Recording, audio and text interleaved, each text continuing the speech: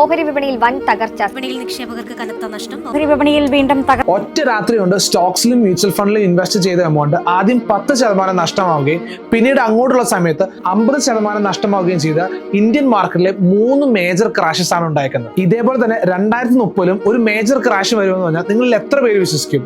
ഇതിൽ തന്നെ ഏറ്റവും ഫസ്റ്റ് ക്രാഷ് എന്ന് പറയുന്നത് 1992 ഹർഷത് മേത്ത സ്കാം ആണ്. നിങ്ങൾ എല്ലാവരും സിനിമ കണ്ടിട്ടുണ്ടെന്ന് ഞാൻ പ്രതീക്ഷിക്കുന്നു. സോ ബാങ്കിങ് സിസ്റ്റത്തിൽ ഉണ്ടായ ലൂപ്പ് ഹോൾ വെച്ചിട്ട് സ്റ്റോക്സ് ആർട്ടിഫിഷ്യലി പമ്പ് ചെയ്തുകൊണ്ടാണ് ഈ സ്കാമിന്റെ ഒരു തുടക്കമെന്ന് പറയുന്നത്.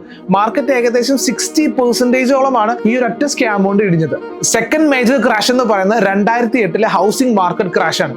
US-ലുണ്ടായ ഏറ്റവും വലിയ ബിഗ്ഗസ്റ്റ് ബബിളായ ഹൗസിംഗ് മാർക്കറ്റ് ക്രാഷ് കൊണ്ട് മാർക്കറ്റിൽ ഏകദേശം 40%ഓളമാണ് മാർക്കറ്റ് ഇടിഞ്ഞത്. ലേമാൻ ബ്രദേഴ്സ് പോലെ വലിയ ബാങ്ക്സ് ആ സമയത്ത് പൂട്ടി പോവുകയും ലോകത്തുടനീളം തന്നെ ഈ നഷ്ടം അനുഭവിക്കുകയും ചെയ്തു. മൂന്നാമത്തെ ക്രാഷ് എന്ന് പറയുന്നത് നമുക്ക് എല്ലാം അറിയുന്നത് 2020 കോവിഡ് ടൈമിലായിരുന്നു. മാർക്കറ്റ് ഏകദേശം 40%ഓളമാണ് ഇടിഞ്ഞത്.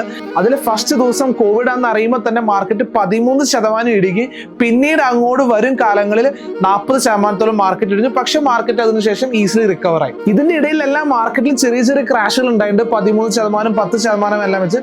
പക്ഷെ മാർക്കറ്റ് എപ്പോഴാണ് 20% മുകളിൽ ക്രാഷ് ആവുന്നത് അപ്പോൾ മാത്രമാണ് നമ്മളൊരു മേജർ ക്രാഷ് എന്ന് പറയുന്നത്. സോ നമ്മൾ നോക്കുമ്പോൾ എല്ലാ 10 വർഷത്തിലും 12 വർഷത്തിലും 16 വർഷത്തിലും ഒരു മേജർ ക്രാഷ് വരുന്നുണ്ട്. സോ ആസ് പെർ ഇന്ത്യൻ മാർക്കറ്റിന്റെ സൈക്കിൾ പ്രകാരം 2030-31 കാലയളവിലാണ് അടുത്ത മേജർ ക്രാഷ് നമ്മൾ പ്രഡിക്ട് ചെയ്യുന്നത്.